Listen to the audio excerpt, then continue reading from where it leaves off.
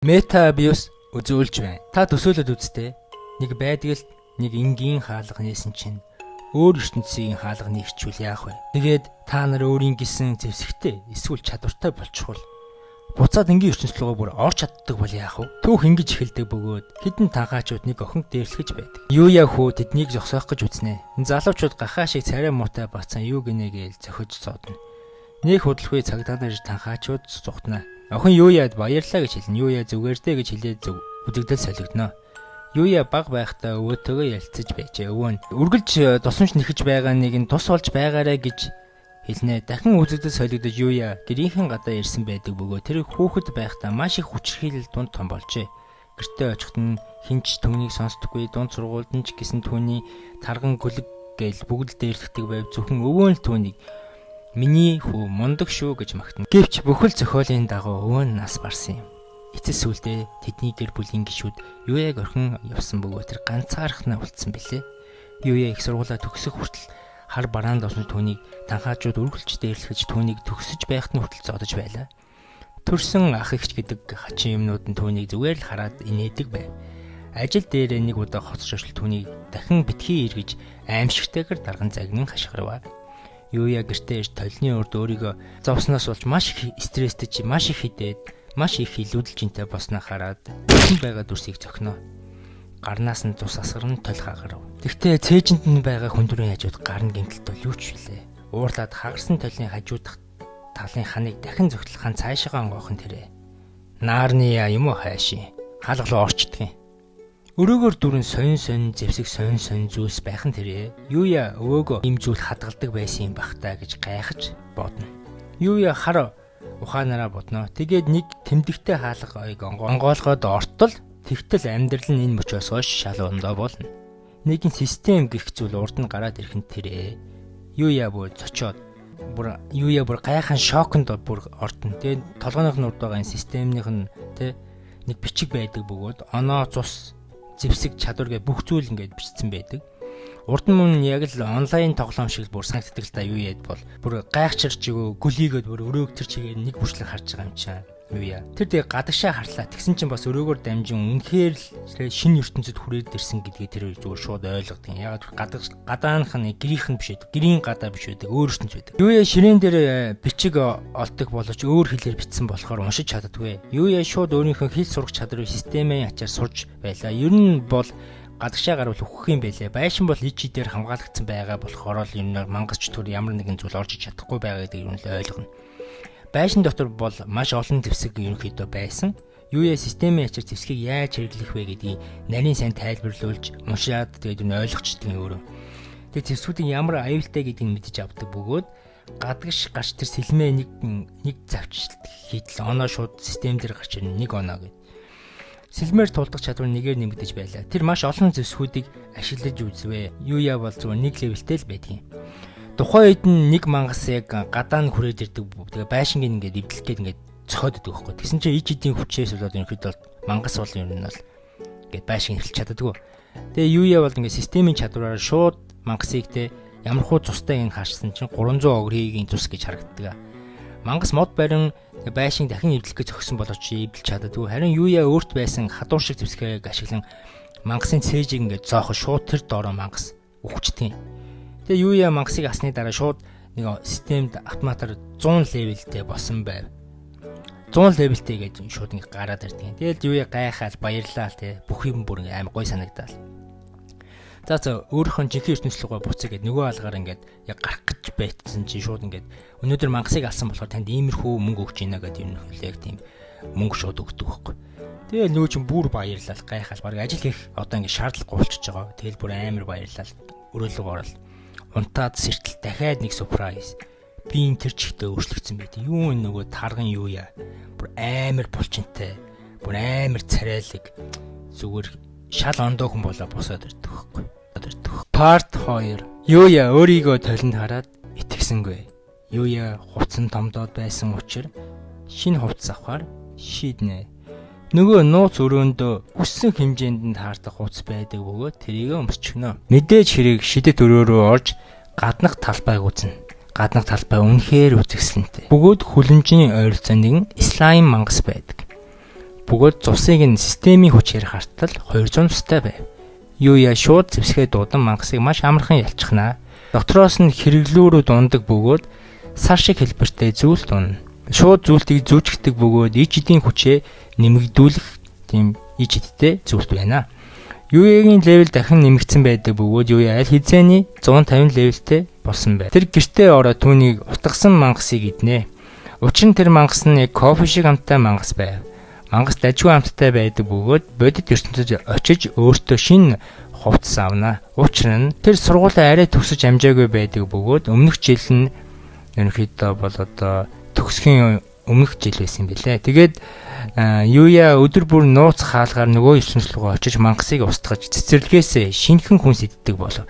Тэр ганцаараа байх үнэхээр дуртай байв. Юуя дахин санаа зовох асуудалгүй болсон байваа. Юуя ажил хийж мөнгө олгох хэрэг байхгүй болов тэр зөвхөн мангас устгаал мөнгөтэй болчихно. Юуя зэвсгээрээ маш их бэлтгэл хийж заваараа ном уншина. Одоо Юуя бүх зүйл байгаа. Нэг өдөр байшин руу гоблин дайрдаг боловч Юуя түндэд тулдаж амархан ялж өргөнө. Юуя өмнөхөөсөө шал ондоо болжээ. Юуя гоблиныг амархан ялна. Өмнөх сургуулаа төгссөн бол одоо бол ахлах сургууль нь эхэлнэ. Юуя сургууль руугаа алхаж байтал хүн бүрл Юуяг харж байлаа. Хулгайнууд шин сурагчгаа Юуяг дээрлэх гэж үзнэ. Юуя би чинь өмнө нь та нарын дээрлэхэж байсан нэг сурагч байна штэ. Төгсгийн алдад гэж Юуя хэлнэ. Бүх хүн шок. Хинч энэ зүйлд итгэхгүй байлаа. Юуя өөрөө 0 орж өөрийгөө дахин нэг харнаа. Тэр хагарахаа толонд өөрийгөө хараад байсан болох. Хэр сайн өөрчлөлтсөн бэ гэдгийг сайн мэдэхгүй байдаг бөгөөд тэр үнэхээр өөрчлөгдсөн байдаг. Хичээлийн дараа их жахан түүнийг өөрчлөлтөнд таалагдахгүй байгааг хэлж чи азгүй амтыг хэвээрээ байгаа шүү гэж хэлнэ. Энэ үед нэг урт лимузин зогсох бөгөөд доктороос нэг охин бууж ирнэ. Өмнөх 3 танхаачуудыг дээрлэж байхад нь аварсан нөгөө охин байдаг. Юуя өөрийгөө яаж овсныг гайхна. Охин Юуя талархлаа илэрхийлэн бүхийгээд би чамайг зөндөө хайсан, танилынхаа хүчээр арай ч оллоо гэж хэлдэг. Өөрийгөө танилцуулдаг бөгөөд намайг Кавари гэдэг гэж хэлдэг. Мөн Кавари өөрийгөө аварсан болохоор баячуудын сургуульд өөрийг нь эсвэлэх хүсэлтэй байгаа гэдгийг хэлнэ. Каваригийн аав нь угаасаа тэр сургуулийн нөлөө бүхий буюу зөвхөн захирлын юм шиг үлээ. Тэгээ Юуя тэр баячуудын сургуульд эсвэлэхгүй бол асуудалгүй гэж хэлнэ. Юуягийн ах их чинь би орё гэж хүчиг шахна. Кавари татгалзт бөгөөд Кавари Юуя бол баатар та нараас ондоо хүн гэж хэлдэг. Бүх хүн Юуя татаргасан харцаар харна. Кавари Юуя гараас нь татаад лимузиндээ суулгаад авч одноо. Сургууль руугаа явна. Ах их чинь мөн хулгайнууд хорссон харцаар зайл үлдэнэ. Тэд өөр яаж чадахгүй. Баячуудын сургуульд ирнэ. Гаднах орчноосоо ахуулаад бүх зүйл нь тис ондоо өөр байдаг. Сургуулийн захирал мөн Каварын аавтай уулзна. Тэр түүний нэрийг Цукаса гэдэг байв. Цукаса Юуяд бүхийж охиныг минь аварсанд баярлаа гэж хэлнэ. Юуя тэгсэн ч зүгээр дээ. Зүгээр тохиолдол байсан юм гэдэг. Цукаса чамаас өөр хинч туслаагүй шүү дээ гэж хэлдэг. Тэгээд маш их баярлаа. Чи манай энэ сургуульд сураач гэж хэлдэг. Сургуулийн ямар ч төлбөр авахгүй бөгөөд би зарлыг өөрөө гаргана. Энэ бол миний охиныг аварсны төлөөх шагнал юм гэж Юуяд хэлнэ. Юуя бодно. Учир нь сургууль нь зөвхөн гоц ухаантан сурсдаг гэж бодно. Цукаси хэлнэ. Цукаси хүн хичээл зүтгэж байхад зарим зүйлс болдог шүү дээ гэж Цукаса хэлнэ. Тухайн мөчөд багш саваада орж ирдэг бөгөөд өөрийгөө танилцуулна. Эцэст нь Юуя шинэ ангидаа орно. Тэгээд өөрийгөө танилцуулна. Гэвч ангийн ихэнх охтууд Юуялуул шууд харц шиддэг бөгөөд дурсаар бай. Ширтээлээдээ. Юуя үнэхээр өөрчлөгдсөн байлаа. Юуя хамгийн хойно очиж суудаг бөгөөд Юуя номгүй байсан ч хажууд нь сууж байсан охин намаа хувааж хэрэглэнэ. Мөн хажуу талын охин Кавари шууд атаархаж эхэлдэг бөгөөд муусанч төрөөд хичээл засварлахад бүхэл охтууд хөвгүүд түүнийг сонирхож байлаа. Учир нь тэр шинэ хүүхэд чүдээ бас дээр нь маш царайлаг хүмүүс түүнийг айдлуу чи эсвэл модель үү гэж ерөнхийдөө чи найз охинтой юу гэдэг ер нь маш олон асуултууд юугаас асууна. Нэг эрэгтэй сурагч Рио ер нь бол юу дээр хурж ирээд сургуулийн хоолны газар руу хамт орох уу гэж асуудаг. Юуя зөвшөөрнө. Юуя хоолны сонголтыг хараад гайхшаар зогсно. Маш их хоол бүгд үнэгүй. Йоо би ч гэсэн сургууль сурмаар байна тэхүү. Өөр сурагч юм 70 дуудаг бөгөөд түүний шингөө тэр сурагч чинь аним үздэг үү гэж шууд ширээн дээр суунгууд нь шууд Юуягаас асуусан. Тэгээд анимч гоё шүү гэж бүгд тэр гуруула буу халнаа. Сурагч нар ерөнхийдөө Юуял хараад байдаг. Яагаад гэвэл өөр сургуулийн дүрэн тууц өмссөн байт юм а. Шингөө Юуягаас өмнө баар орж байсан уу гэж асууад Юуя үгүй гэж хэлдэг. Рио бич бас гэж хэлдэг. Учир нь Рио спорт клубуд явдаг. Огт баар муу мухай зүйлээс хол байдаг гинэ. Шинго би ч гэсэн би бол тоглоомын клубуд явдаг. Би зөвхөн тоглоом тоглодог. Миний хайртай зүйл тоглоом гэдэг. Юуя өмнөх сургуулиас илүү тухтай гоё байлаа. Хичээл дуусах үед Юуя Цукасатай уулздаг бөгөөд сургуульд нисэх хүсэлтэй байгаа гэдгийг хэлнэ. Тэгээд өрөөнөөс гарч иртэл үүдэнд Кавари зогсож байдаг бөгөөд Юуя сургуульд үдэх босон гэдгийг хэлнэ. Кавари шийдвэрт чинь би баяртай байна шилдэг. Кавари хичээл тарсны дараа хамтаа дэлгүүр хэсэж алдартай гудамжаар хамт алах уу гэж асуудаг. Муу сайн бяцхан чөтгөрөөд Юуя үнэхээр баяртай байдаг бөгөөд анх удаа л найстай болж гадуур ингэж алхаж байгаа нь тэр хоёр хамтаа заримын дэлгүүрөөр заримыг авч иднэ. Тэр хоёр романтиклж гарна. Идэж байсан заримгаа Юуяд өгч хацуулаад Кавари энэ хоёр чинь баг бие биендэд дурлаад байгаа юм шүү. Анх удаа уулзч байж юмч маягтай. Юуя бас минийхийг хазгээл дэлгүүрт байсан охтуудын ичимгүүрэн балаараа л баахан зүйл болно. Хазаад лаан энэ ичмэр. Маргааш нь Юуя нөгөө ертөнц рүүгээ буцсан. Тэгээ мангасуудыг өмнөхөөсөө илүү овоорч байгаа гэдгийг анзаардаг бо. Юуя бүр гайхаад л ямар нэгэн зүйл болсон юм болов уу гэж бодно. Юуя тэр мангасыг устгачаад левелээ артал 235 левел болсон байдаг шүү. Арай хурдан левел нэмэд байна шүү те. Жинхэнэ амьдрал дээр харин энд байгаа левел болно те. Тэрсээ арай бага хүчтэй байдсан байлээ шүү. Хүч хурд нь арай жоохон муу байдаг гэсэн үг жинхэнэ ертөнцтэй. Тэгээ Юуяд нэг бодол төрдөг нь байшингаасаа гарах бодол төрдөг. Солигдсон анги дээр очино. Тэгэл дурсамжуудаа бодвол амьдрал нь ямар хурдан өөрчлөгдөж байгааг бодоол. Тэгээ дахиад үзэгдэл солигдно. Тэр эмхтэй хүний хаширч юмыг сонсноо. Зэвсгээ бариад нэг юм бодлого гадагшаа хам хурдаараа гарав. Анх удаа нэг гадагшаа гардаг. Тэгээд нэг цэрэг өгсөн байдаг бөгөөд 200-ийн хүчтэй энхэд бол гоблин түүнийг алаад идэж байдаг. Гоблин үнэхээр аюултай байдаг ч нэг охин аврал нэхэд орилсон юм байна лээ. Түүнийг Юуя олж харна. Тэгээ өөх нь хэлсөг бодогдоол. Хамаг чадаараа сэлмээ шиддэг болж гоблин сэлмийг нь хаачдаг. Харин сэлмээ шидэж байхдаа дээшээ өсрээ зэрсэн байдаг бөгөөд нүүрүн жигээд гоблиныг алчихна. Тэгсэн охин болгоомжтой гэж дахиад ойрлно.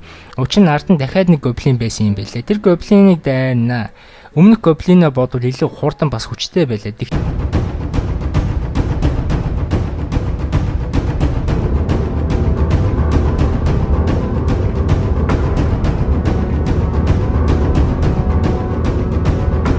Юуя арай их бэлтгэл хийсэн. Тэгээд өөрийнхөө арга барилаараа дайрсаар байгаад ялж орхино. Өөр хүмүүс гинт ирдэг.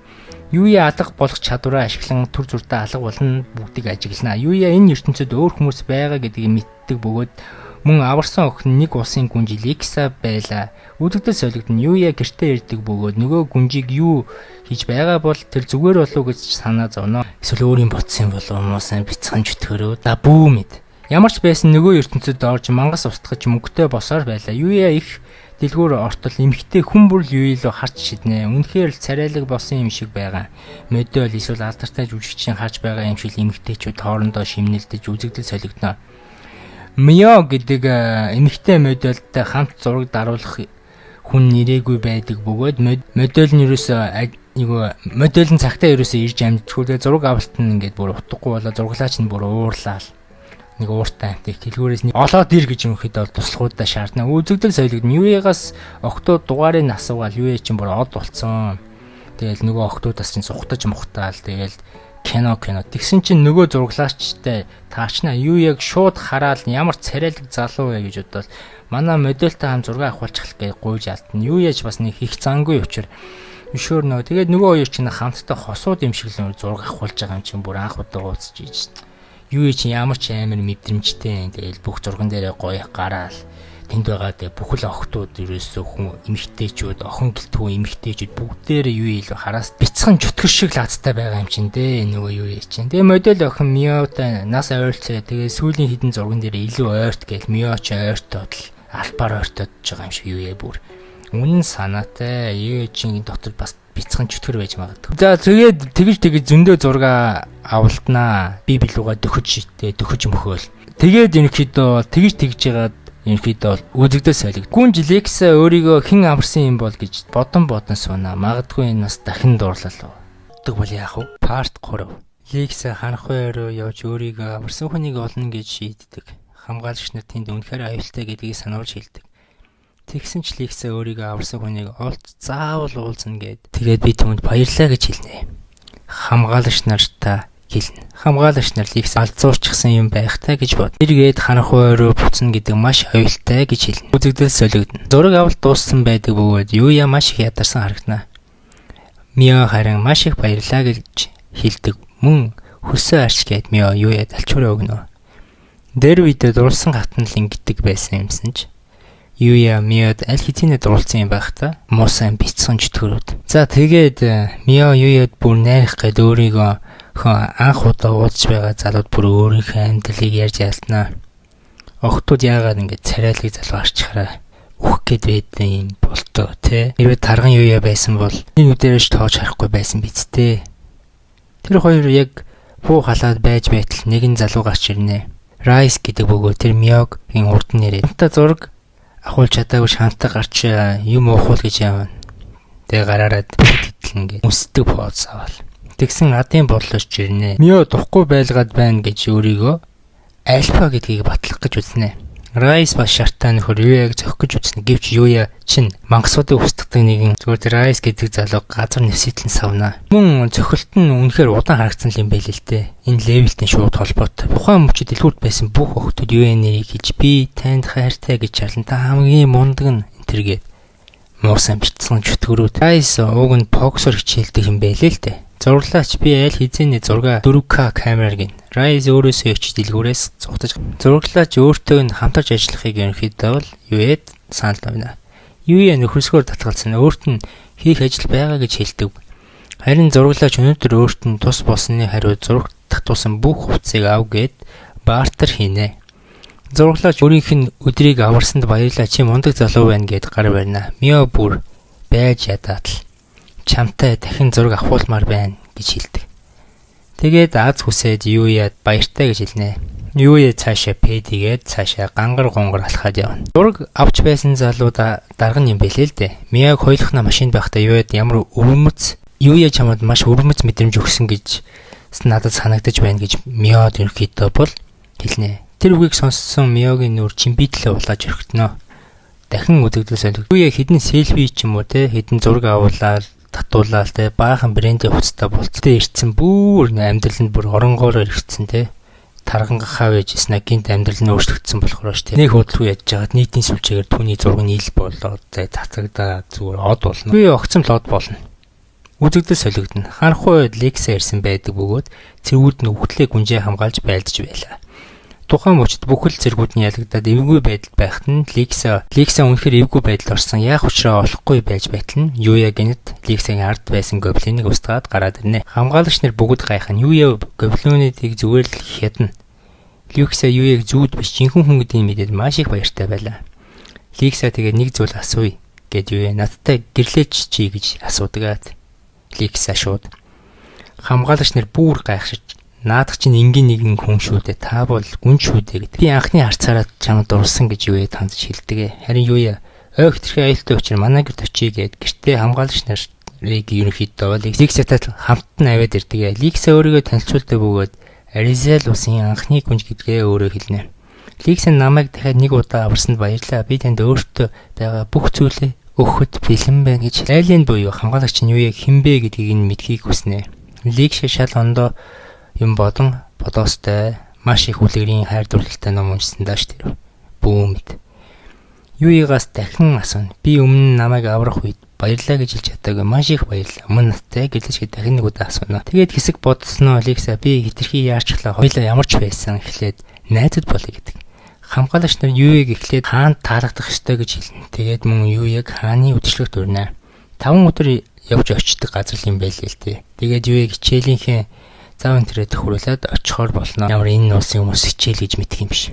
За мэддэг ч биш магадгүй. Юя Лекса бибилүүгээ даллан сална. Үзэгдэл солигдно. Нэг багтаа нууц алуурчин гарч ирнэ. Тэр нь бол ер нь Лексаг ойд алуулахаар тэр гоблинуудыг явуулсан юм байлээ л дээ. Тэгээ маска тайлхад улсынхаа нэг нөлөө бүхий итгээд юм шиг байгаа. Гайхширч орхино. Хоёр дахь удаага орлохоор заавал түүнийг устгах аал гэж тушаалгана. Үзэгдэл дахин солигдно. Юя энгийн ертөнцид ирсэн байдаг бөгөөд хаантаа уулзахуудыг гэлэн дээр дээрээ тэмдэглэж явна. Сургуулийн формоо өмснө. Тэгээд сургууль руугаа алхан түүнийг алхаж байхад хажуугаар явж байсан хостой хүмүүс хөгшин эмээ нараас ахуулаад 9 настай охтууд хүртэл өлбөг долбог хийж харна. Тэр үнэхээр царайлаг юм шиг байна. Үзэгдэл солигдно. Цукаса Юэтэй ярилцах бөгөөд сургууль эсэнд нь бөөн баяр. Тэгээ Юэ ангид орно. Савада Юэг ангидаа танилцуулдаг мөн шинэхэн найз. Яа болон шинэ нар түүн рүү даллаж маш баяртай харагдана. Өвдөгдөл дахин солигдно. Рой гэдэг нэгэн хүү хөл бөмбөгийг дэл өшөглөж байдаг шүү. Тэр оноо авч гол хийнэ.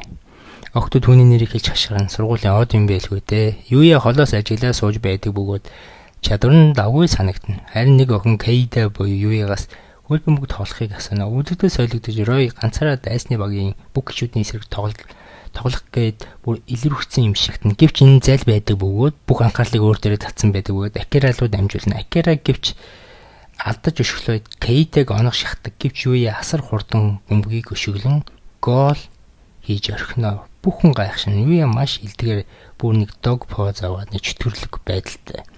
Кейдэ руу гараа сунган чи зүгээр үл гэж аавна. Мо бяцхан чөтгөр. Акира гарч ирээд өвдөг сөгдөөд Кайдагаас уушлах байна. Кайда зүгээр дээ найзаа чи албаар тэр бомбыг өшөглөөгүй ч үдэ гэж хэлдэг.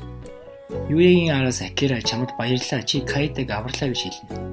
Үзэгдэл солигдно. Кавари охтын хувцсны өрөөрөө орж хувцсаа солино. Тус өрөөнд байгаа ихэнх охтууд Юуягийн талаар ярина. Тэд нар бүгдээрээ Юуяг хааны хүүхчиг модель шиг царайлаг гэж хэлнэ. Кайта бусад хүмүүст хөл бөмбөгийн талбайд юу болсон охтуудын өрөөнд хов базнаа бүгд Юуягийн найз охин болох хүсэлтэй байлаа. Кавари бүх зүйлийг сонсоод Юуяг бас бодно.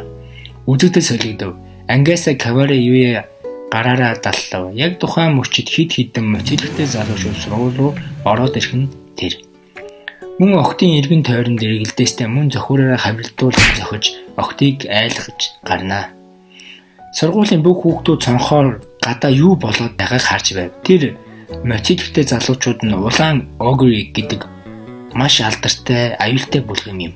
Юуе цонхороо юу болоод байгааг хартал нөгөө улаан огритэй хамт хоёр үеэлэн зогсож байх нь тэрэ. Кавари бүр гайхаад манай сургууль дээр та нар яах гэж ирсэн юм бэ гэж ууртай асуув. Тэр үед Юуягийн хамаатан болох Йодо сургуулийн захирлын охин юу гинэ гэж онцгойлон хэлэв. Кавари тэдний таньдаг бөгөөд Йодо би зүгээр Юуя энэ хавар хайж байна. Чи Юуяг сургууль руу оруулсан бицтэй гэж хэлдэг. Кавари анхааруулж хэлдэг бөгөөд нэг удахгүй цагдаа нар ирж байгаа гэдгийг хэлнэ. Чи бидэд өгсөн муухай мэдрэмжийг буцааж төлөвлөх болно гэж тангаачууд Кавари руу дөхөж ойртноо. Тэнд Азариго бие тамирын багш нь Кавариг хамгаална. Үзэгдээ солигдож Юуя Кавариг хамгаалахыг хүснэ. Гэвч хөлөнд хөдлөхгүй өмнөхөөсөө хавилын хүчтэй болсон ч өмнөх байнга дэрдхүүлдэг байсаар байгаад бүр ийм болжээ. Гэвч Юуя өмнөхөөсөө илүү хүчтэй маш их бэлтгэл хийсэн. Учир өөрийгөө алцон хонгоолгон тэр гадагшаа үсэрчдэг.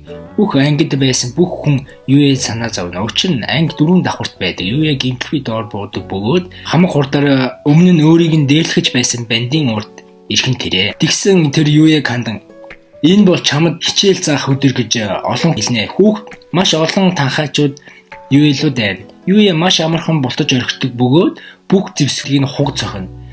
Ираку гэд өмнө нь Юуяг байнга зодож байсан Ираку дахин зодох гэж Юуруу дайрна. Мөн Кавариг танхаачууд авч явах гээд ер нь бол ингээд барьцсан байдаг. Тэгсэн чинь нэг аврах том Амори гэдэг залуу Юуяг бас дайрдаг гэвч ялдаг. Кавари руу буцаад ойртох гэж алхана. Гэвч улаан огригийн ахлагч моцилэгтэй Юуягийг мөргөж алах гэж үзнэ.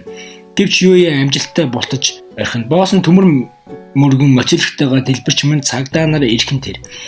Бүх танхаачууд баригдаад тэднийг цагдаа нар авч явна. Хичээл буцаад орно. Юуя Кавари чи зүгээр гэж асууна. Гэвч Кавариг маш их ядарсан бололтой ухаан алдна. Юуя харин тосож аваад л жинхэнэ бяцхан житгэр. Тухайн мөчид улаан огригийн ахлагч уурандаа Юуягийн хамаатан Йодог боож алах шахна. Сарах боловч миний ахыг гэл гуйж гарна. Гэвч дил бүшгэлүүлж байгаа юм чинь. Манай үлгэрийн баатар болох Юуя манд гинт гарч ирээд бүгдийг нь зогсоно. Йодо миний амийг аварсанд баярлалаа Юуя гэж хэлнэ. Тэгсэн шившгтэй шийдүүлсэн босс нь Юуя руу ингээд дахиад дайрах гэж оролцсон чи Юуя ч яг Люфигийн дээр гардаг хаки бид штэ. Хаки шиг машиглал ухаангүй ухаалт бол унгаач байгаа юм чи яах юм. Бүх сурчнаар бол юу болоод байгаа ойлгодгүй. Йодо Сарах яагаад биднийг аварсан юм бэ гэж гайхна. Юуя тэгсэн. Би чи нэг гэр биш үү дээ л гэж хэлнэ. Бурхан юм шиг байгаамаа баг Юуя чинь. Тэгээд Йода сараа сөгдөөд уйлал хийсэн бүх юм нүглээсээ өөрчлөхгүй наа. Үзэгдэл солигдно. Юуя найзуудтайгаа уулзаж байд. Найзууд нь бүр юуяг гар бахархаад яаж дөрөв давхраас үшээд гимтэйг юм гээл. Тэгээд яаж тэр огрын бүлгийнхнийг зодов гээл. За үзэгдэл солигдно. Юуя нөгөө хаал руугаа дахиад орно. Тэгээд нөгөө Лексагийн дагуул өөртөө сануулж байсан үгийг бодно. Харанхуй үед хамгийн аюултай газар бөгөөд энд байгаа мангасууд нь хотыг зүгээр арчих хэмжээний аюултай гэдгийг хэлнэ. Юуя жоохон бодож байгаад ер нь бол гадагшаа гараад хамгийн гүн хэсэг рүү явж эхэлдэг. Тэгээд огрын гоблиныг хятаж гарнаа. Тэгээд улам л гүн рүү нь явсаар байдаг. Илүү хүчтэй мангасуудтай таарахын тулд. Тэгээд бас таараад устгаад яваад тийм. Тухайн үед нэг жижигхэн нохоо нэг орк бол дайрч байдаг бөгөөд нохогийг алах гэж байхад нь юуя энэ ч миний асуудал биш дээ гэд бодоод яг явах гэж байтал өвөөх нь хэлсэн тэ хэрэгтэй хүнд нь тус болж байгаар гэдэг нь ороод ирнэ. Юуя нохог авахаа шийдээд мөн ганцхан дайралтаар оркийг ялч.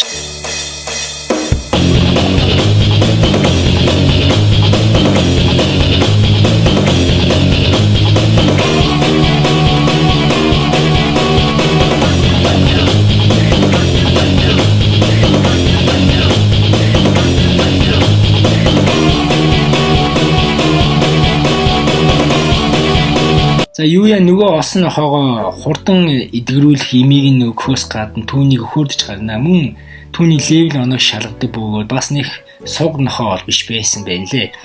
Тэгээд нохоог харахад хар үстэй байсан учраас Night буюу монголоор шүн гэдэг нэр өгнө. Нохоо гэлүүгээ ерөнхийдөө авч явах шийддэг бөгөөд тэгээд замдаа юу нэг устгасан бүхэл мангасуудынхаа тэгээд унсан хэрэглүүрүүдийг ерөнхийдөө цуглуулад гэрийн зүг гэдэг годон алхна. Тэгээд нохооны үсийг санаж байгаад буцаад өөрийнхөө ертөнцийн рүүгээ буцна. Тэгээд сургууль руугаа очино. Мөн найзуудаасаа нохооны дэлгүүр мэдэх хүн байна уу гэж асууад Кайда би мэдэн штэ гэж хүрээд ирнэ. Тэгээд чи нохоотой бос юм уу асууж гарнаа. Нохооны зургийг үзүүлээч гээл юуяд ер нь бол сет хаяад байд юм аа. Тэгээд үзэгдэл солигдно. Оройн юуя нохоо дээр ирнэ Кайдатай хамт дэлгүүр хийсээ нэлээд олон зүйл авсан байдаг бөгөөд нохоодоо авч иржээ. Тэгээд хүзүүний зүйлгээд нөгөө өөрхөн ертөнцлүүгээ ер нь бол аваад салхинд авч гардгийг. Бүхэл охтууд хөгшин залуу хүүхэд гэлтгүй тэгээд юуясаа юу илүү ширтээстэй Night руу ширтээстэй. Үнэхээр өхөөрдөн байлаа. Тухайн мөчөд алхаж байгаад Каваритай юм шиг таардаг. Кавари хараад юу хөөрхөн нохоо вэ гэж өхөөрдөж гарнаа. Тэгсэн яг манай гурвын хойноос юу Мио гэдэг дэлгүүр зураг татуулж байсан охин гараад ир. За хайрын гурвалж юм уу хаашийн. Тэрлэг хүрээлэнгээр маш олон хүмүүс олголтхон тэр Кавара Юя Миа гурав таарчихсан. Учир нь Юя тэр хоёрын хооронд танилцуулна. Гудамжинд байсан хамаг хүмүүс тэр гурвыг хараастай. Юя ойр хавь байгаа залуучууд хараад татархаастай. Мио тэгээ за дараа таарна гэж зүгээр яваад өгөхөн тэр. Юуя баяртай гэж үлдэнэ. Кавари харин Юуягаас асуулт асуух бөгөөд саяны охин найз охин чи юм уу гэж шууд л асууждаг. Юуя биш би саяны охинтой өмнө ганц удаа л уулзаж байсан. Аюу дажгүй зантай охин байлээ гэж авна. Кавари тэгсэн итгэдэггүй. Тухайн мөчөд тэгээд үзэгдэл солигдно. Нэг эмэгтэй хүн ойрлоно. Мэдэн чи хүний цүнх шүүрээд гүйж байх нь тэр. Кавари сандраад одоо яана гэд зогсож байдیں۔ Тэгсэн шүн гэд юу нь бол Night гэд нохоо бүр нөгөө дэмжнийг бариад манай Юуя болохоор цүнхээ алдсан имэд санаа тавиастай кино. Юуя Кавари тандан гяс цагдаа дуудаарай л гэж авна. Кавари яг цагдаа дуудах гэж байтал нөгөө дэмч нь хутга гаргаж ирээд Кавари руу дайрна. Юуя өлгөрийн баатар шиг дахиад дэрэмчингийн гарыг барьж аваад бүх шиг нөгөө дэрэмчинг саваад л гарыг нь бушгаад доошоо харуулна. Тэнд байсан хүмүүс кино үцайтай алга таашаад бүгд лагширч орхино. Кавари дахин намайг аварсанд баярлаа гэж. Ингээд хоёр дахь удаага амийг нь аварсан юм да. Нэг худалгүй цагдаа нар ирнэ. Үзэгдэл солигд. Юуя нөгөө нууц хаалгараа дахин нэвтэрч илүү харанхуй гүн рүү дахин явна. Шүн гээд тижээмэл амтантайгаа цуг явна. Баавга, гоблин янз бүрийн зүйлтэй таардаг бүгдийг нь устгаад л явна. Дахиад нэг орк гараад ирнэ. Харин удаа шүн тэр оркийг ганцаараа дийлчихдэг бултаж байгаа хүзүүнээс нь хазаад гүрээнийхэн суудсан тас. Тэгээд нөгөө оркч нь хүчиж байгаа юм чинь амар. Замдаа нэг бухтаа таарна. Эврэн зүгээр бадмаар гэвлийг нь ер нь бол нууц системийн аргаар хартал 630 гинэ. Юуя яаж энэ бугыг устгах уу гэж алга болдог чадвараараа алга болсон гэж бодож байдаг юм чинь. Юуяг алга болдог чадвар нь ерөөхдөө бол нөгөө бугд бол нөлөөлдөггүй. Буг шууд Юуя л өөрлөн дайрна. Буг бусад чөтгөрийг бол ичид ашигладаг гэдэг юм нилээд аюултай мангас байж таарна.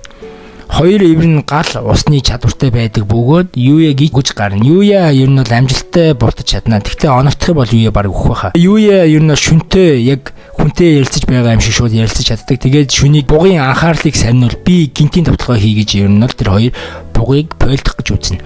Тэр хоёр амжилттай бугыг устгадаг бөгөөд дотроос нь хідэн чухал хэрэглүүрүүд унах нь тэр. Тэндээс гоё зүйл болно. Юя ерөнхийдөө бол ингээд хүссэн юм хийж болдог тийм бокс шиг юм олно. Тэгээд тэрийн дотроо хідэн ч юм ийсэн ингээд багтаал байдаг гэсэн үг зэ. За тэгээ бугыг алчгаад буцаад амрах гэж гэрлүүгээ явна. Тэр өрөө гэртээ ер нь халуун усанд бол шүнтэй цуг амарч авна. Маргааш нь дахиад ханхуу өрөө явна. Тулалдана. Энэ удаа хурдан өнхөрдөг мангастай таардаг бөгөөд Юя тэр мангасыг ялнаа. Тэгээд устгachдаг 240 хүн левелтэй л мангас байж таардаг. Аль хизээний шүн бүр 510 левел хүрсэн байвал яах вэ? Шүн чинь бас эвгүүгээр юм шүү. Мангас хүхээс өмнө товтлогоо хийхдээ нууц агууг нийцсэн байдаг бөгөөд тэгээ юу нэг агуу хаажсэн нэг юм шороог бутлаа ийцсэн байдэ. Юя шүнтэй цуг агууг ерөнхийдөө шалгахаар орно. Юя системийн чадвараараа агуу дотор ямар нэгэн мангас байгаа үгүйг шалгатал нэг ч мангас байдаггүй. Агуу яг товчлууртай юм шиг галан бамбрууд алхах болгонд нассаар байд. Тэгээд нөгөө манай Юя болон шүн хоёр нэг том өрөөнд ороод ирнэ. Юя нэг үхсэн зогц олдог бөгөөд тэрэнд бас нэг нууцлаг ном байдаг. Номын нэр нь They Sage буюу мэрэгэн гэдэг ном байдаг. Юя хальт номыг уншиж эхэлдэг бөгөөд ном дээр ертөнцийн ихэнх нууцуус бичээстэй байдаг. Бурхны хүчийг баг эзэмших боломжтой тийм ном байдаг. Юя ер нь тэр номтой ярилцдаг бөгөөд ер нь бол ном өөрөө тийм амьд байдаг байхгүй. Тэгээ Юяг энэ сануулга өгдөг бүү. Чи номыг уншаад хэтэрхий хүчтэй болно. Иргэн тойронд байгаа хүмүүс чинь чамаас айж, зайгаа барьж чи бараг л чөтгөрийн хаашиг эсвэл бурхан болох хүчтэй болно гэж хэлдэг. Ном Юяд энэ бол анхааруулга өгдөг л тоо. Харин Юя эсрэгээр шууд номноос те ичид сурмаар байна гэж шууд асуудаг. Ном шууд ичид заадаг ном болж хувирдаг бөгөө шууд өсгнүүд нь солигдоод өөрчлөгдөж. Ном бол үнэхээр өөрийн гэсэн тарихтай, сүмстэй тийм амар ном байдаг. Тэгээд одоогоор Юя бие нь ерөнхийдөө бол ичидтэй холбогдож чадахгүй зүгээр энгийн хүний биетэй байдаг. Тэгээд ерөнхийдөө бол Юя ер нь бол ном өөрөө өөрчлөгдөг, ичид ашиглаж чаддаг биетэй болгочдөг байхгүй ном. Тэгээ Юя маш их баяртай байдаг бөгөөд Юя гэрлүүгээ буцнаа. Тэгээд шидэт номноос яаж ичид ашиглах вэ гэдгийг сурч эхэлнэ. Юя эргэн тойрондоо байгаа ичидийг мэдэрч бие нь өөрчлөгдснөөсөө хойш бол мэдэрч эхэлдэг бөгөөд одоо Юя ичидийг ашиглаж сурч эхэлнэ. Тэр номноос сурсан юмаа гэрийнхээ гадаа гарч туршиж үзэн. Тэр аль хэзээ шидэт усан бөмбөг гаргаж ирч чаддаг болжээ. Түн түүнийг ажиглаж байлаа. Мөн урд нь байгаа номыг усаараа ер нь шидэт бөмбөлгөөрөө бууттал цоо авч байгаа юм чинь бас л аюултай ичид байгаа юм шүү. Тэгэд үзэгдэл солигдно. Лиг цагийн туслах айлын хааны ордонд ирсэн байдаг бөгөөд тэр хаанд бараалхаж байдаг. Тэр хаанд Юягийн талаар ярьж өгнө. Тэгсэн хаан маш их уурлаж хэлэгнэ. Юя охиныг минь уруу татсан байна гэж буруутгана.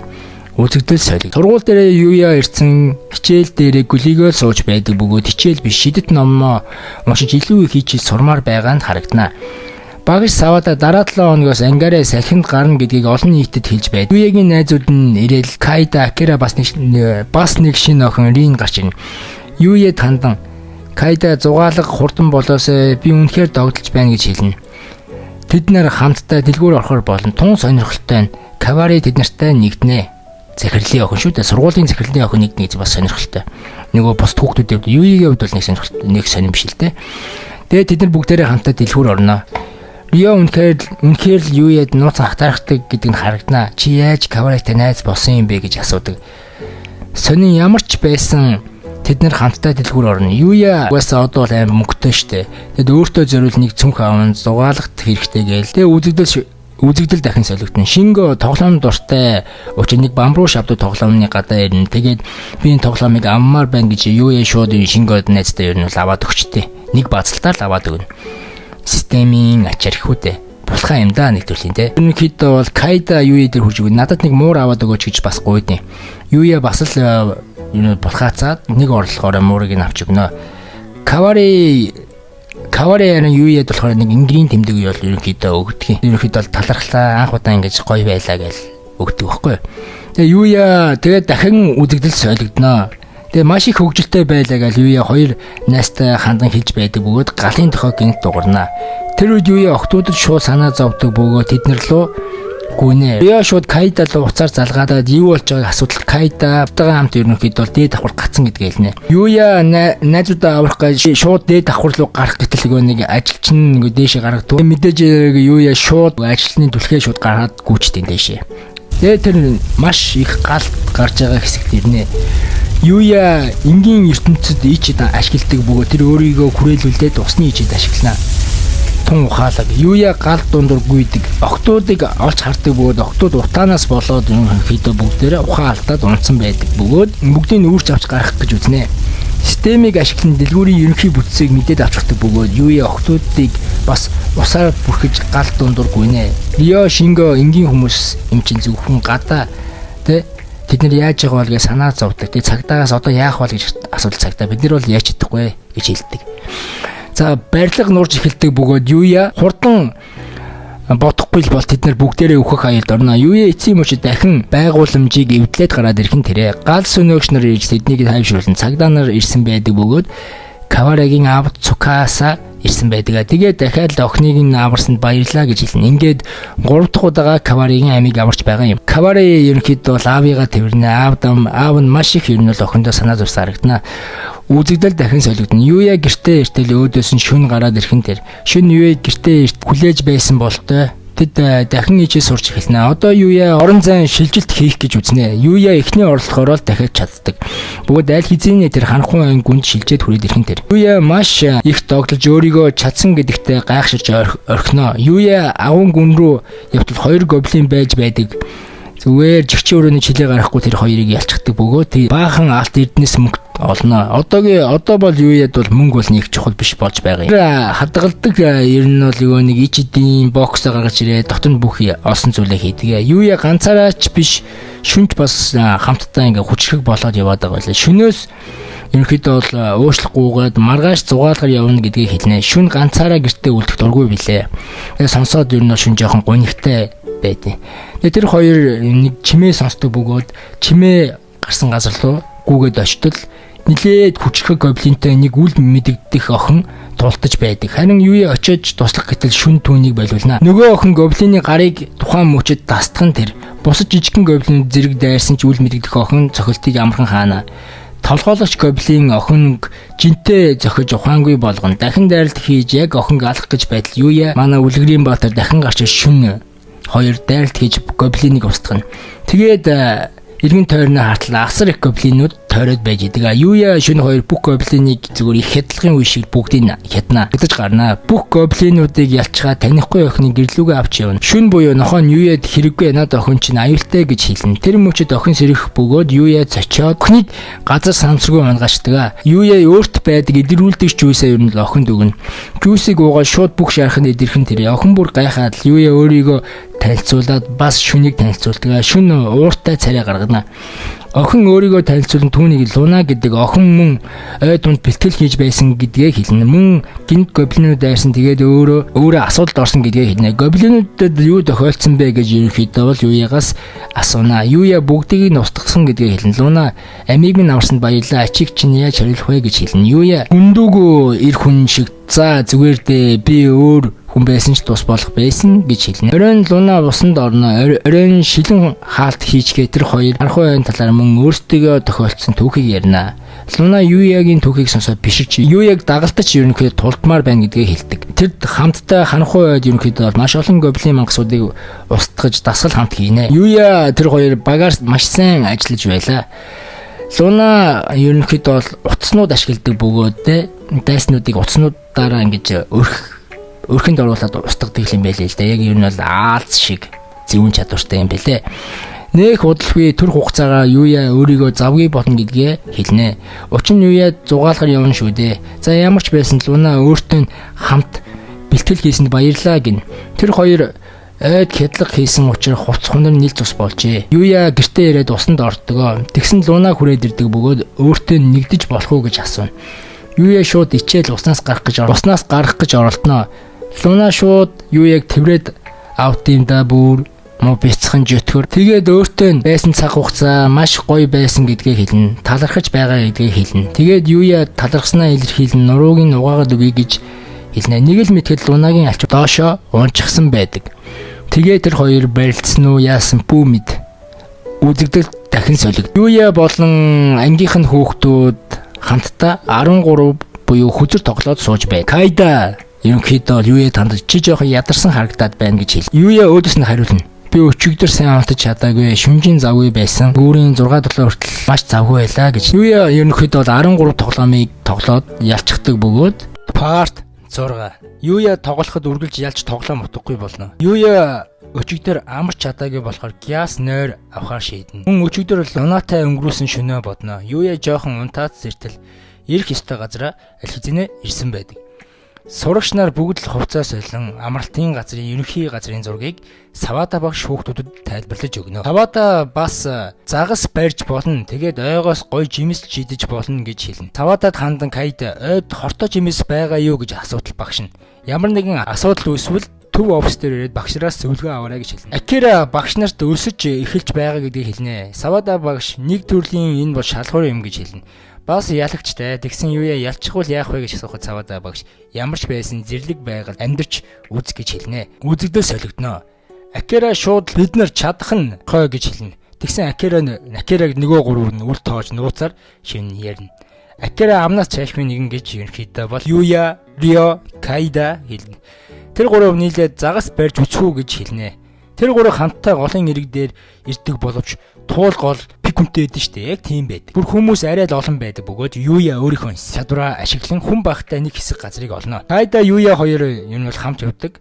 Рио Акира хоёр байхнаа барихаар үлддэг юм а. Юуя ус нь ямар гүйхэн юм бэ гэж хэлнэ. Тэгсэн Юуя шал өөр зорилготой ирсэн юм байлээ л дээ. Тэр загсыг нүцгэн гараараа шууж хурж бэлтгэлээ хийж эхэлнэ. Кайда бүр биширч орхино. Юуя эхний орлохоор л загсыг барьж эхэлнэ. Юуя загснуудыг барьж эхлэн тэнд байгаа хэсэг сурагч нар Юуяг хараад бүр ямар галзуу юм бэ? Яаж чадаад байгаа юм бэ гэж бүр шоконд орно. Лунада баярлаа гэж ерөнхийдөө дотроо ерөнхийдөө бол Юуя бодно. Луна ер нь байгаль хамт бэлтгэлээ хийж байхдаа энэ аргыг зааж өгсөн байт юм билээ л дээ. ертөнц рүү үзэгдэл солигдно. Луна бэлтгэлээ хийж байх бөгөөд хідэн сүнээр баатрийн хуйгуудыг ерөнхийдөө толгойг нь ерөнхийдөө уцны аргаараа дастана. Өмнөхөөсөө илүү хүчтэй болсон гэдэг нь тодорхой.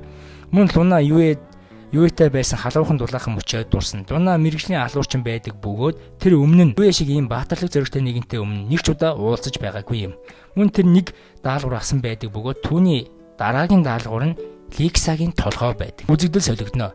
Юуя Кайдэ майхан руугаа ирнэ. Өрөөдөө бэлдээд майхнаа зассан байдаг нь барьсан загсыг тэр гурав итгэхээсээ илүү загсаар наадаж болохоор их загас барьжээ.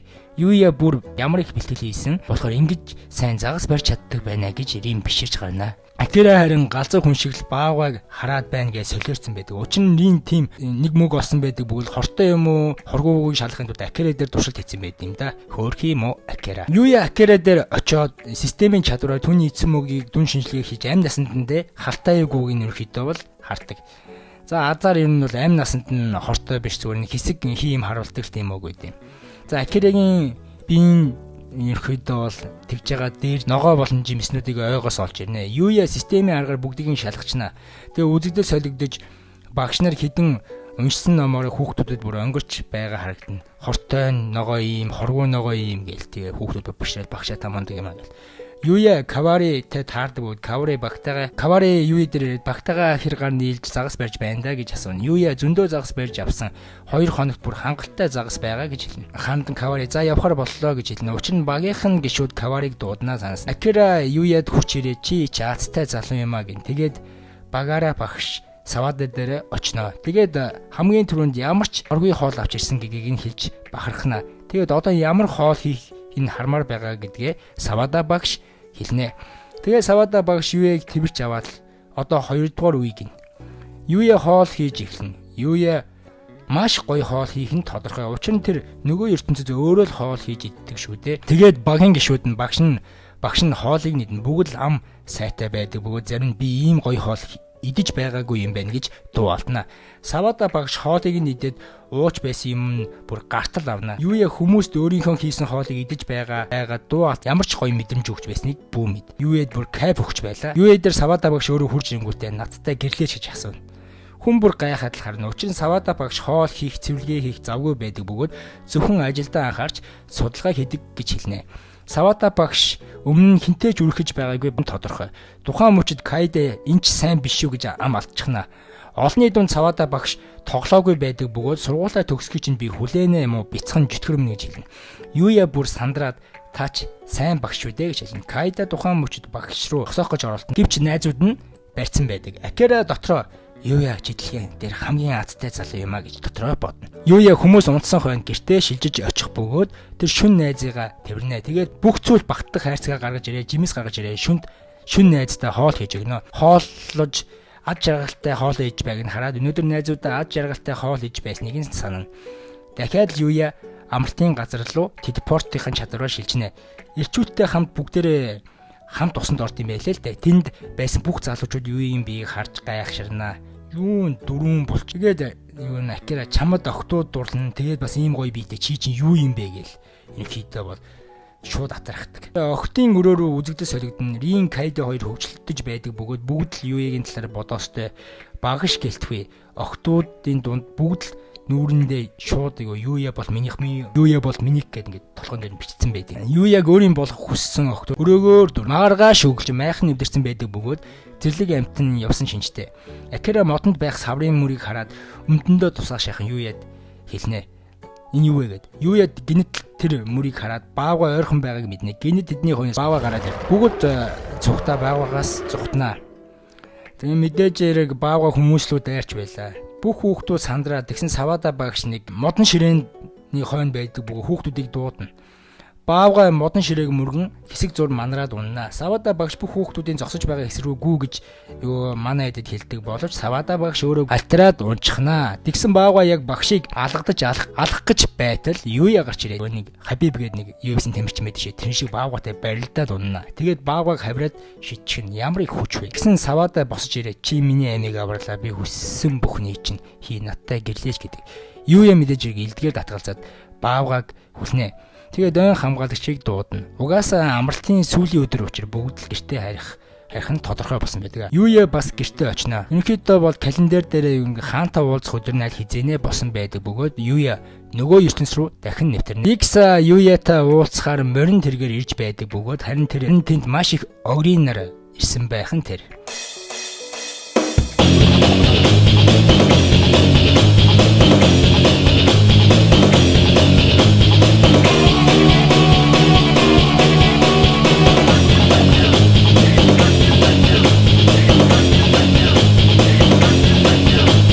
Огрийг ерөнхийдөө л ялч чадна. Тэрнээс маш хэрэгтэй дуулга унна. Харин тухайн мөчид Юуяг модон дундаас нэг нууцлаг туулай харж байдаг. Ликса Юуя дээр морин тэргээр ирсэн байдаг. Мангасан огригоо сонсон дуулгыг яс тайл Ликсатай мэднэ. Моднууд унаж эхэлдэг бөгөөд дайралт ирж байгаа нь тэр. Энэ бол луна хийж байгаа гэдгийг Юуя шууд мэдээгүй байдаг бөгөөд ямар сонин лунатай адилхан арга барилаа гэж бодно.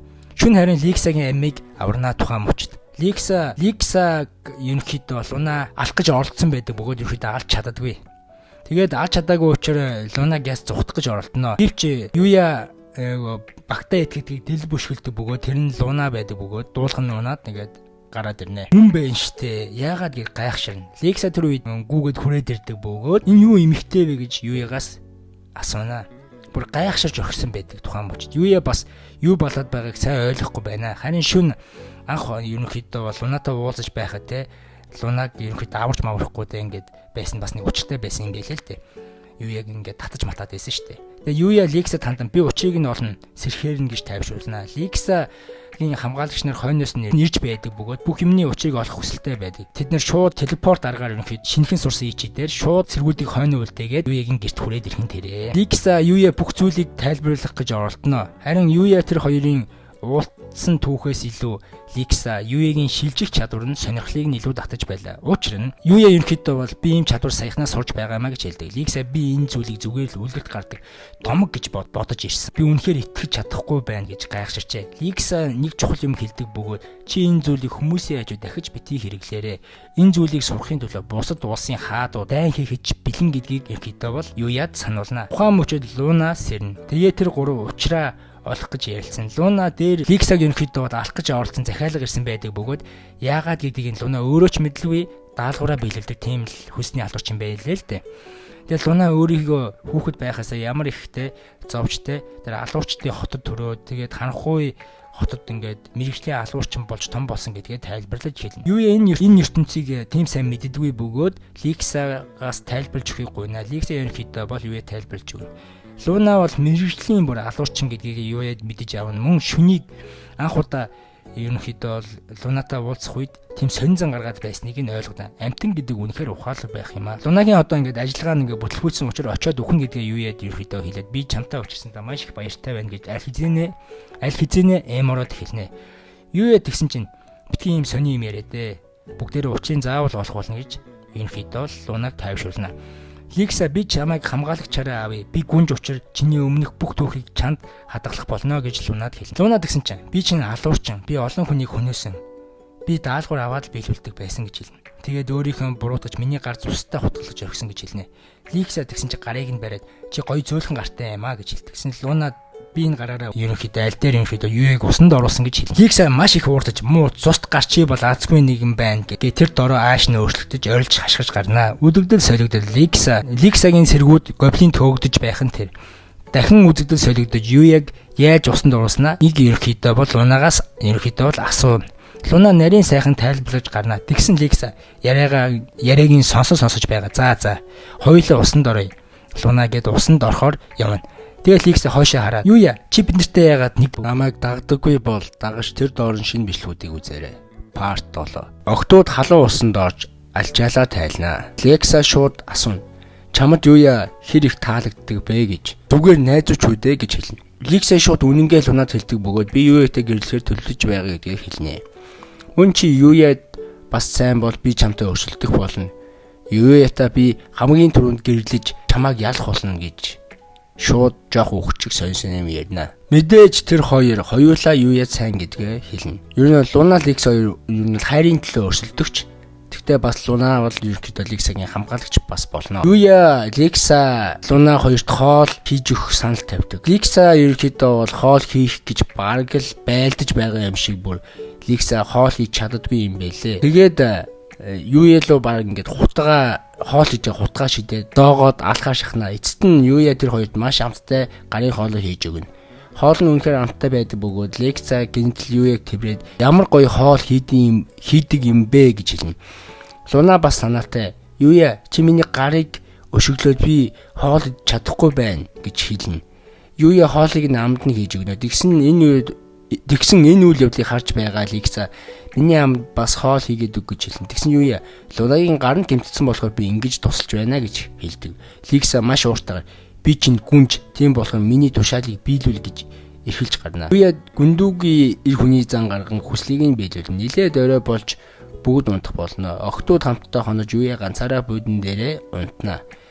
Тэр энэ өдөр гайхалтай өнгөрлөө гэж бодно. Маргааш нь юуя Ликсагийн хамгаалагч дээр нь аваач өгнө. Тэгээд уушлаар 1 хоног аваад алга болчихлоо гэж хэлнэ. Гүнжийн хамгаалагч нь юуягийн нохоо буюу шүнд хандаж гүнжийг аварсан талхлаа чи байхгүй бол толгойгүй болох байлаа гэж хэлнэ. Ликса тэгсэн шууд сандран Луна руу заагаал ямар хурдан намайг алах гэж оролцсон хүн бол Луна гэж хэлнэ. Хамгаалагч нар бүгд сандарнаа. Тэгээд юм нь Луна ямар хурдан нууц задарч байгаа ингээд ерөнхийдөө бол урам нь ерөнхийдөө бол Ликсад хугарна. Ликса цэргүүдтэй мөн алиеныг ерөнхийдөө бол тэгшин яг тухайн мөчд бүх цэргүүд нь мэдээж ирэг Луна руу ингээд зэвсгээ ингээд далаад бай. Тэгсэн чи Ликса цэргүүдээ ахлаж яваа алиента бүгд зэвсгээ буулгацгаа. Тэгээд ерөнхийдөө бол одоо гэсэн Ликса миний хамгаалагч болно гэж хэлдэг. Тэгсэн чинь алиент татгалзнаа. Ликса тэгсэн чи өчигдөр бид хоёр хамт нэг орон дээр унтаж хонсон. Би үхвэсэн бол өчигдөр үхсэн байгаа гэж хэлдэг.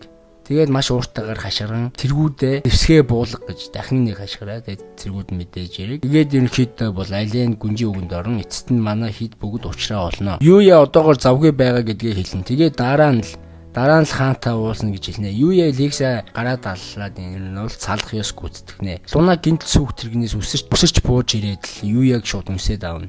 Муу бяцхан жөтгөр. Тэгээд миний төлөө хийсэн бүхэнд баярлаа гэж хэлнэ. Ликса бүр уурлаад буцаад яв гэж ерөөхдөө ер нь бол алиен дахин хэлээ. Би үнсүүлмээр байна гэж ер нь бол гомдож гарнаа. Тэр хоёр явсны дараа шөнтөө хамт халуун усанд орно. Халуун усанд ингээ амраад байж байтал тэгсэн нэгэн сонин амтын сэмхэн тэр хоёрын халуун усанд ороод хамт ингээд сууж байх нь тэр. Юуя бүр гайхаад тэр амьтныг шууд чадвараараа ингээд системийн чадвараараа ингээд шалгатал 490 левелтэй нилээд чадварлаг амтан байдаг. Тэгээд ариун газар буюу одоогийн гэрийг нь хамгаалж байгаа хан шиг тийм гэрлэн бүрхүүл үүсгэх чадвартай амтан байдаг. Тэгээд юуя шууд энэ хөөрдөм амтанг өөр дээрээ авахар шийднэ. Түүн тэгээ нэр өгдөг бөгөөд Акацуки гэдэг нэр өгнө. Шинэ болохоор юуяг яг жинхэнэ ертөнцийн буцах цаг болсныг нь сануулна. Үзэгдэл солигдож сургууль дээр ирсэн байдаг бөгөөд Савада байгаа шүүхтүүдийг асар чангаар бөмбөгтэй холбоотой бүх төрлийн тэмцээн болно. Бонус оноотой гэж хэлнэ. Үзэгдэл солигдсон. Тэмцээн дунд тэгээд ерөнхийдөө тэмцээн тун удахгүй эхэлдэг. Хамгийн ихний тэмцээн бол хөл бөмбөг. Юуя хамгаалагч болно. Учир нь Юуя хөл бөмбөгийн дөрмийг огт мэдэхгүй учир юм. Юуягийн багийн нэг гишүүн хамгийн ихний оног аавна. Кайда хөвгүүдийг дэмжин өсөж гарна. Тухайн үед хөвгүүд Кайдаг харж байгаад анхаарлан сарниж орхино.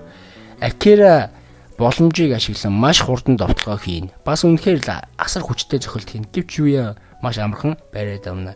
Бүгд хүн Юуяг асар хурдан хөдөлсөн болохоор гайхшиж орхино. Багийн гишүүн Юуяд чадхаараа хол шидэж хэлтэл Юуя шууд айлын хаалган гол хийчдэг. Эхний тэмцээнд дуус. Юуя найзуудтайгаа зөв сургуулаасаа гараад ерөнхийдөө явж байдаг. Юуягийн нэг хар хувцастай залуу ирээд мэдээллийн агентлагт ерөнхийдөө орооч гэж урилга өгнө. Тэгсэн Юуя маш хурдан татгалзсан. Дарга эмэгтэй шууд татгалзсанд нь гайхаж орхино. Мөн Юуяг сонирхлыг нь улам их татна. Юуя тайлбар хэлдэг бөгөөд зөвхөн сургуультай сураад ингэж байж яхад надад илүү амар байна гэж хэлнэ. Найзууд нь Юуяг модель байсныг сая л олж мэддэг. Гэвч Юуя үгүй ээ. Би өмнө ганц удаа л зураг татуулсан гэж хэлнэ. Тэгсэн тэр ганц удаа зураг татуулсан зураг нь сэтгүүлийн нүрэнд нийтлэгдэж орхисон байдаг бөгөөд зурагт хуулга хийсч ирдэг бөгөөд дараагийн бөмбөгтэй холбоотой тэмцээн бол теннисний тэмцээн байдаг. Каваритай хамт ерөнхийдөө бол тэр тэмцээнд орохоор болно. За тэгээд ер нь бол дарга эмэгтэй тэр бас хийсчихсэн нэг хуулгыг харангуйта. За тэгвэл энэ тэмцээний өдөр ерөнхийдөө бол Юуягийн зургийг дарахаар болтыг. За үзэгдэл солигдно. Юуя арга ясан мангасаа тулдаж байдаг. Дахиад ханхуй айн гүн рүү аялна. Тэгсэн яг Акацукитэй төстэй амтан Юуя юу дархан тэр. Нилээд хүчтэй амтан байдаг бөгөөд Юуя Акацуки хоёр арайч түнтэй тулдаж байлаа. Тэгээд ерөнхийдөө Юуя ялагдтiin тэр амтан бүр амар хүчтэйсэн. Тэгээд өөрийнхөө эмчилдэг шингэнээ уугаал хэцүү байдалд ороод байж байтал нэгэн өөрийг нь ажиглаад байсан туулаа гараад ирхэн тэрэ. Туулын өөрийгөө Юсаки гэж танилцуулдаг мөн манх нэг л өшөглөөд Юсаки түүнийг амархан устгаж орхив. Юуя бүр шок. Учир нь өөрийнх нь дийлэхгүй байсан мангасыг нэг өшөглөөд ялчгаар чинь бүр амар шоконд орно штэ. Тэгээ левелийг нь ерөөхдөө системийн аргаар шалгатал левел 4 гэдэг. Гэхдээ үнэхээр хэмжихээргүй их хүчтэй гэж дээр нь бас бичих гарсан байдаг. Тэгээ одоо жишээлбэл одоо та нарт Mobile Legends-ээр ярих юм бол тэ Mythic юм шиг байгаа. Mythic 4 левелтэй.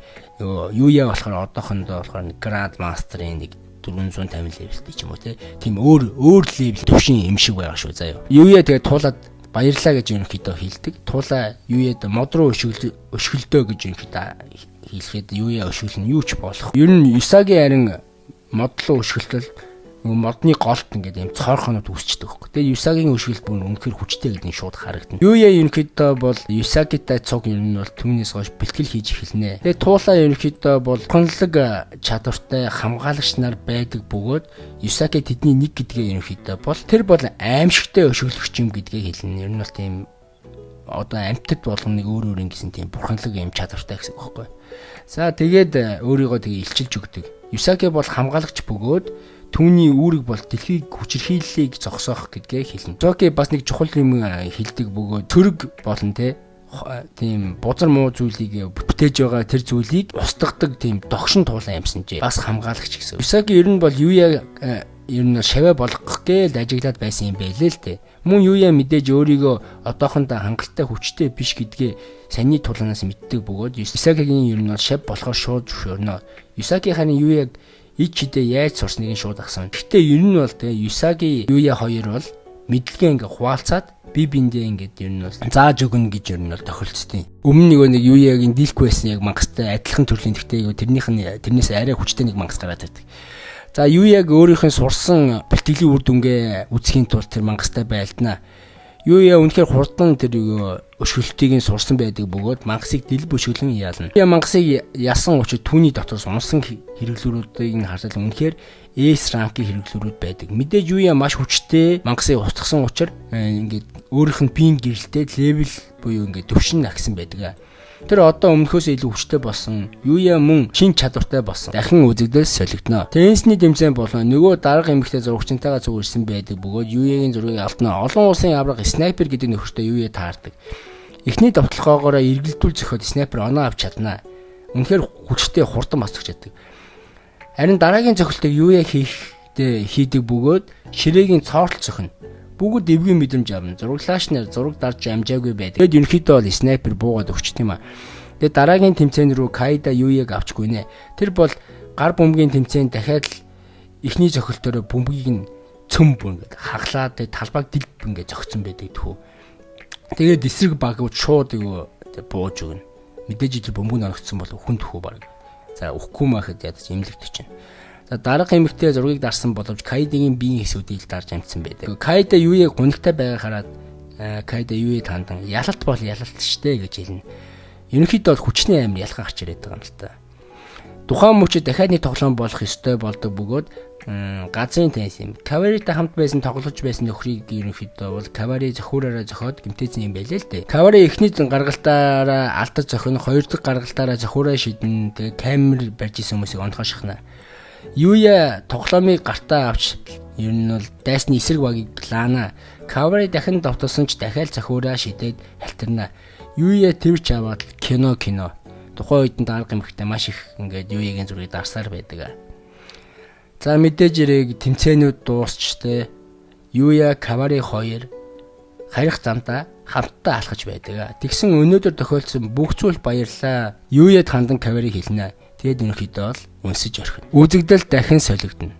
Хамгаалагч туулаа Исаки тулаан хийж байдаг бөгөөд нэгэн гүтрлэг шидтэн одоо эмэгтэйтэй тулаан хийж байна. Энэ бол сүлийн хэсэг. Мэдээллийн агентлагийн захирал Юягийн зургийг дарсандаа бөөн баяр. Хүн өөрийнхөө агентлагт Юяг заавал оруулна гэж бодон сууж байдаг. Үзэгдэл солигдож Кавари Юя математикийн хичээл зааж өгч байдаг. Юя надад математикийн хичээл зааж өгч байгаад баярлалаа гэж Каварид хэлнэ. Харин Кавари зүгээрдээ гэж хариулна. Кавари би чамд англи хэл зааж өгөх үү гэхэд Юя хэрэггүй гэж. Учир нь угаасаа Юя хэл сурах чадвартай. Учир амархан сурчих нөө. Өнгөрсөн рүү үзэгдэл шилжнэ. Юя би чамд хичээл ойлгох чинь тус болъё гэд Кавари хэлээд байж мэдээж тэр хоёр гэрт нэржээ. Кавари анх удаа Акацукиг хараад мөн хажууд нь шүн хөвтөж байхыг хараад өхөөрдөж гарна. Дараа нь Кавари Юяг 0 хаана вэ? 0 орлоо гэж хэлнэ. Юя ер нь бол Юяг ганцаарынгийн өрөөнд нь үлдээгээд Кавари 0 орох гэж байгаад нууц хөрөг олчихно. Юя Каваригийн хойноос гараад ирдэг бөгөөд тайлбарлах гэж оролдоно. Кавари ерөнхийдөө бол худлаа хэлхийг хүсдэг. Каварид хандаж энэ бол өөр ертөнцид орох хаалга юм гээд хэлчихнэ. Юягийн хэлсний дараа Кавари шууд хаалга руу нэвтрэх гэж гараа өргөнө. Гэвч Юя зөвхөн зөвшөөрөл өгч байж л энэ хаалгаар нэгддэг гэдгийг хэлнэ. Кавари нөгөө ертөнцийг яг ямар юм бэ гэж асуухад Юя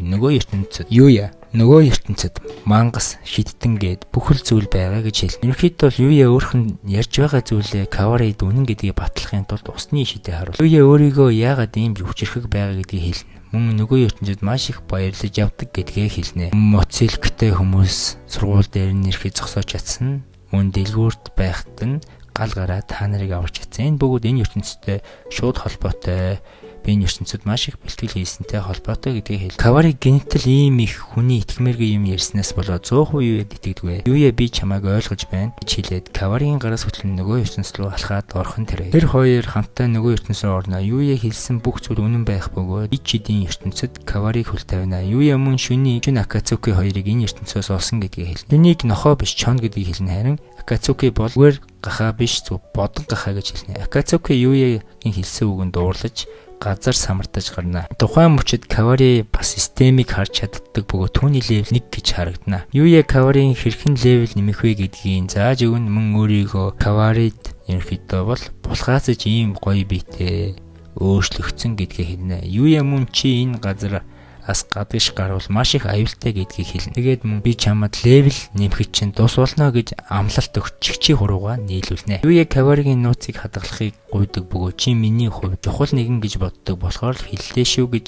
Cover-ыг хэлнэ. Үзэгдэл солиг Лекса буцаад сайдтай ирсэн байдаг бөгөөд яагаад Юитэй хамт ирээгүй байгааг нь хаан асууна. Тухайн мөчл Луна өөрийгөө илчилдэг бөгөөд хаан маш ууртайгаар хэлдээ сугал. Мөн Луна руу хаан дайр. Довтлохоог нь ерөнхийдөө Луна зогсож чаддаг бөгөөд илт бол бүх зүйлийг завшиж чаддаг гэдгийг нь мэддэг учраас гарыг нь уцаар зогсоосон байдаг. Лекса тухайн мөчөд Авруугаа маш ууртайгаар хашгирч Лунаг гэмтэх юм бол би таныг насан туршдаа үзэн ядан шүү гэж ууртайгаар хэлнэ. Хаан охиндоо маш хайртай бөгөөд илтээ хуйндаа буцаач үзэгдэл солигдно. Хеленийг ганцаарчлан ялцах бөгөөд Хелен хаанд болсон бүх үйл явдлыг нэг бүрчлэн ярина. Мөн Юиг охиныг нь авч хонсныг хүртэл хаан тэр мөчөд уур хилэндээ буслан хаан Юигийн толгойг тасна гэж хэлээд илтээ яг гаж донтон шиг долоо. Дахин солигдож масктай залуу дахин Лексаг алах гэж орно. Тэр үнэндээ хунтаач Рикей байдаг. Түн хунтааж нууцлаг шидэт бөмбөлөг байдаг бөгөөд тэр нь нилээд нууцлаг хүчтэй зэвсэг. Дахин үзэгдэл солигдно. Юигийн хонин мангасуудыг устгаж ор хүнжил хийнэ. Тэр үлгэрийн ертөнцөөр аялдаг бөгөөд тэнд муур эмхтэй ахуулаад зөндөө өөр төрлийн амьтад бийт байгааг харна. Энэ усад ямар мөнгөн дэвсгэрд ашигладгийг мэдхийг хүснэ. Юя Стрэндж гэдэг хүнтэй уусдаг. Тэр түүнээс хаанаас ирсэн бэ гэж асуугаад Юя жижигхэн арлаас ирсэн гэж худал хэлнэ. Стрэндж нүдэнд Юя язгууртан шиг л хар. Юягаас Стрэндж зарах юм байна уу гэж асууна. Стрэндж Юя орон зайнаас хүссэн юм авдаг чадвараараа хідэн перс гаргаж ирнэ. Тэгсэн Стрэндж бүр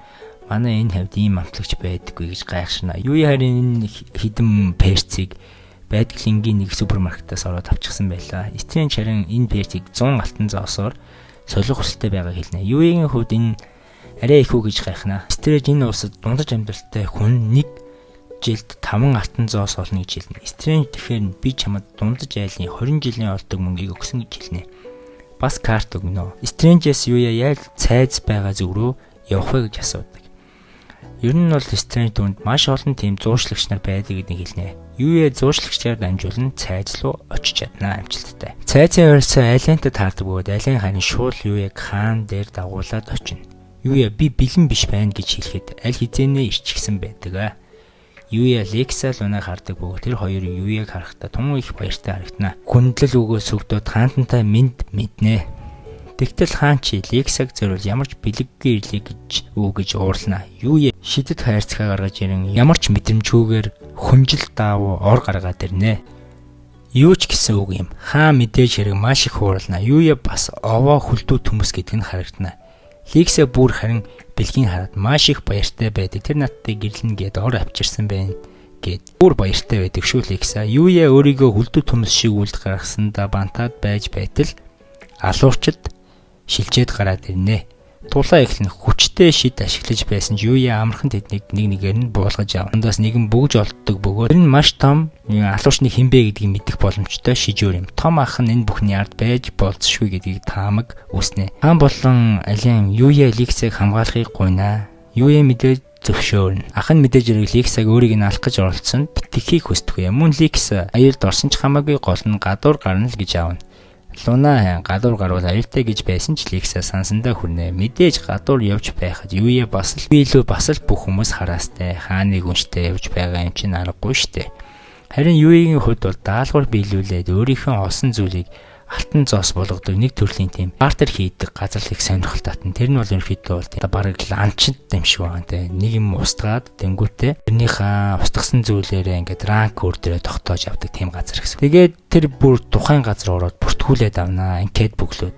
Мөн тэр газар ич эдийн хүчийн үүддэг бөмбөлөг байдаг бөгөөд эхлээл Луна шидээ шалгуулт шар өнгөөр асдаг. Энэ нь бол дагуу ер нь ич эдийн хүчтэй гэсэн. Харин Юя гараа тавьтал бөмбөлөг хахарч орхино. Хүчийг шалгаж байсан хүн алдаа гарлаа гэж дахиад үзгээд шинэ бөмбөлөг гаргаж үзтэл дахиад хагасна. Шалгалтын ажилтан бүр шок. Юя би эвдэлсэн бөмбөгөө төлнө гэсэн хэрэггүй л гэж авна. Шалгалт авч байсан ажилтан Юяг ерөнхийдөө 3 шид ашиглаж чаддгийг мэдээд бүр гайхаад фэри тэл зөвхөн 3-аас дээш ичид ашиглаж чаддаг штэ гэж хэл. Юя Лунаг бүртгэлийн хуудасаар дамжуулан тэднэрт карт өгөх бөгөөд F карт өгнө. Тэгээ F-ээс ер нь бол D, C, тэгээ B гэдэг ерөнхийдөө явах юм шиг байна. Бүгд ерөнхийдөө бол хамгийн доороос эхэлж тэгээ амтан огри тэгээ ямар нэгэн мангас ч юм уу те шулан вампир юу чамаагүй ингэж агнаад тэгээ левел нэмэгдээд явд юм байлээ гэдгийг ерөнхийдөө бол тухайн мөчид нэг эмэгтэй ирж сая чамааг бөмбөлөг хагалахыг харсан манай багт орооч гэж гуйна. Лекса Луна тэр эмэгтэйгээс Юуийг арай гэж салгана. Үл таних эмэгтэй шийдтэн дахид заавал уулзнаа гэж ерөнхийдөө л Юуе танд хэлнэ.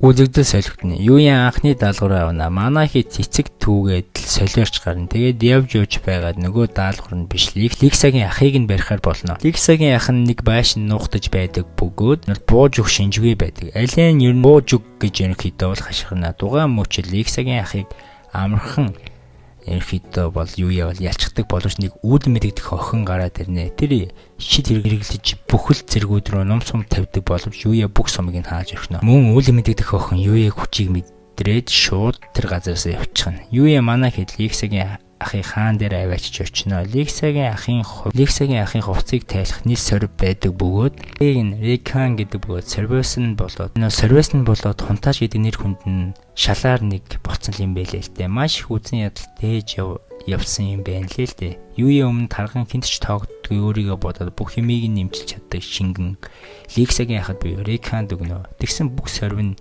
арилна. Бүх хүн шок. Рикан бүр баярлаад Ликса тэгсэн ахыг хаан өршөөж байгаа нь гэдгээ ерөнхийдөө бол хаан авдаа хэлнэ. Рикан хаан ширээг өг гэж ер нь бас хаан авдаа хэлдэг. Харин би Юуетэй гэрлэн л гэж. Тэгээд ерөнхийдөө бол хаан аав тэгээд бүгд шок. Харин Луна үгүй би гэрлэн л гэж бас хэлнэ. Үзэгдэл солигдно. Юуе өрөөндөө сууж байдаг бөгөөд Юуе гинт нойрмоглоод унтаад өчнө. Нөгөө хачин охинтой чинь тулдаж байна гэж зүуддэг бөгөөд буцаас ирчихнэ. Үзэгдэл солигдож Юуе хичээл дээрээ сууж байдаг бөгөөд Юуегийн найз нөхд нь түүний гадуур гарах уу гэж асууна. Юуе хичээлээ тараад шууд бэлтгэлээ хийх гэж хамаг хурдаараа нөгөө ертөнцлөө орно. Тэр шууд л нөгөө ертөнцлөө ороод учиргүй бэлтгэл хийгээд унана. Тэгээ бэлтгэлээ ерөөхдөө бол тасралтгүй хийж байдаг. Тэгсэн чи Юуегийн зүг байдаг бөгөөд нөгөө үл мэдэгдэх охин гинтийн дайралт хийнэ. Шүн хуцаж гараад нөгөө охиныг мэдэрсэн болтой. Тэгээл Юуе ерөөхдөө яагаад над руу дайраад байгааг нь асуухад үл мэдэгдэх охин би өшөөгөө авч байна гэж хэлнэ. Үзэгдэл солигдно. Кавари гэрийн гадаа ирдэг бөгөөд тонхыг нь даарна. Гэвч хариу байдаггүй хаалан голтой байна. Ер нь бол Кавари дэсгэл алдаад гэрлүүн орно. Мөн нөгөө ертөнцөд орно. Кавари Юуег хайн. Тэр Юуег харах бөгөөд шүн Юуе нэг үл мэдэгдэх хүнтэй тулдаж байгааг харна. Дайралт нь аимшигтэй хүчтэй байдаг бөгөөд Юуе ч Кавариг анзаар сумнуудыг хааж эхэлнэ. Маш аюултай байдаг бөгөөд тухайн мөч маш эвгүй. Тухайн мөчөд ерөнхийдөө Кавари маш аюулд орсон байдаг. Юуе ч гэсэн хүндхэн байдалд орсон байх үед Юсаги гарч ирнэ. Хоцорч ирсэн дуучлалт гуйх бөгөөд дайралт хийж байсан охиныг Юри гэдэг байна. Тэр Юри хүмүүсийг маш их үзэн яддаг бөгөөд бүх хүмүүсийг устгах хүсэлтэй байгаа гэдгээ хэлнэ. Юуе Юсагитай хамтан Юри лүү дайна. Юри чадвар бол ном сумаар хаврах байдаг бөгөөд тулаан ширүүснэ. Яг Юсаги ялагдах гэж байдаг.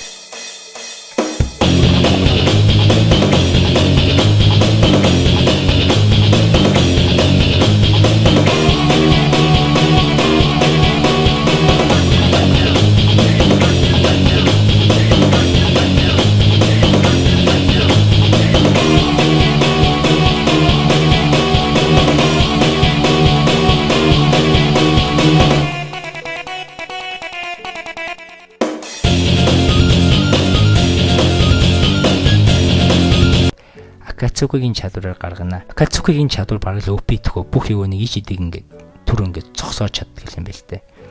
Тэгээд ерөнхийдөө бол тухайн мөчид Юуе эцсийн зөвхөлтийг хийж Юрийг ухаан алдуулна. Тулаан дуусах мөчид Каваригийн ард нэг мангас байдаг бөгөөд Юуе ганцхан дайралтаар мангасыг устгана. Юуе энэ ертөнцийг ямар аюултай гэдгийг тайлбарлаж өгнө. Юуе өөрийгөө үргэлж булхаацаж ийм хүчтэй босон гэж хэлнэ. Тэгсэн Кавари үгүй гэж хэлнэ. Чи намайг аварсан өдөр чиний гаднах үзэмж чинь биш тэр хүн л надад тусалсан. Тэр залууд надад маш их таалагдсан юм гэж хэлнэ. Тэр бол жинхэнэ баатар гэж хэлээд аниме маань дуусна. Part 1, Part 2, Part 3, Part 4, Part 5, Part 6, Part 7 маш их лайк, комментээр мэлээсэн бүх хүмүүстээ баярлалаа. Та бүгдийн мэлаасны хүчээр Part 8-ыг чадах ядгаараа хурдан оруулсан шүү. Дараагийн 2 дахь хуулиарыг нээлттэй хийвэл тэр дорн хийнэ. 1-р цуврал ингээд дууссан. Харин тэр хүртэл надад бэлдсэн тун сонирхолтой аним бас комик байгаа. Та нарт бэлэн болгох гээд хүлээгдэж байгаа шүү. Subscribe хонхоо даш дараагийн аним төвчлөө тэр дорн үзээрэй.